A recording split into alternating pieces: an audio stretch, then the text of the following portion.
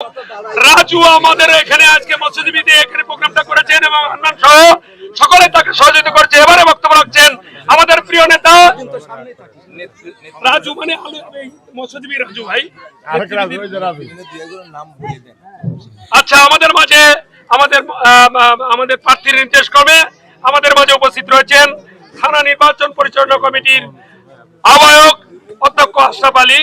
আমাদের মাঝে উপস্থিত রয়েছেন থানা নির্বাচন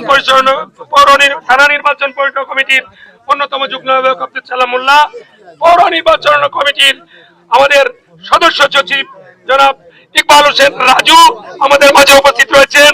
আমাদের পৌর নির্বাচন পরিচালনা কমিটির অন্যতম সিনিয়র যুগ্ম আহ্বায়ক সর্দার রফিকুল ইসলাম, পৌর নির্বাচন পরিচালনা কমিটির অন্যতম নেতা অন্যতম যুগ্ম আহ্বায়ক আসাদুজ্জামান, কথা হয়েছে তো উপদেষ্টা মন্ডলীর সদস্য অ্যাডভোকেট মুখলেসুর রহমান, আমাদের আলমগীর কবির সহ ছাত্রদল যুবদল সকল নেতৃবৃন্দকে এবারে বক্তব্য রাখার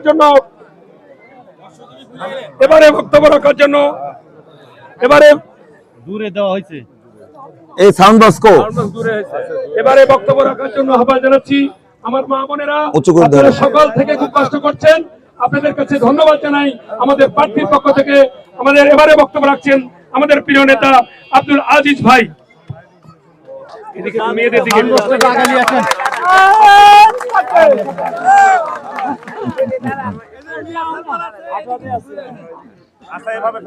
আউযু বিল্লাহি সামিল আলিম মিনাশ শাইতানির রাজিম বিসমিল্লাহির রহমানির রহিম।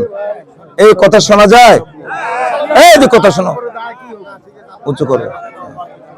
হ্যালো হ্যালো,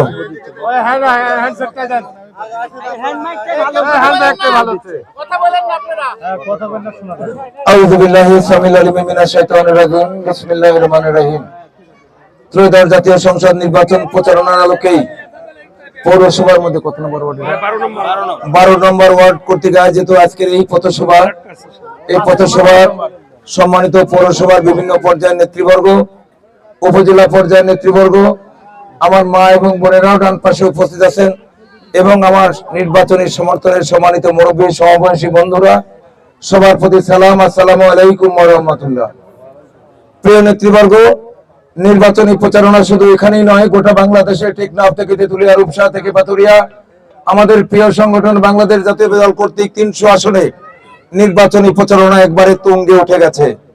তারই ধারাবাহিকতায় বড়াইগ্রাম উপজেলার মধ্যে বড়াইগ্রাম বনপাড়া পৌরসভার আজকের এই ওয়ার্ড কর্তৃক আয়োজিত আজকের এই পথসভা প্রচারণার সভায় সবাই আপনারা উপস্থিত হয়েছেন।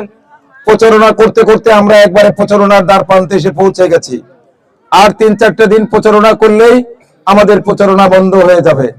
তারপরে আমাদের সামনে আসবে সেই মহেন্দ্রক্ষণ 12ই ফেব্রুয়ারি 2026।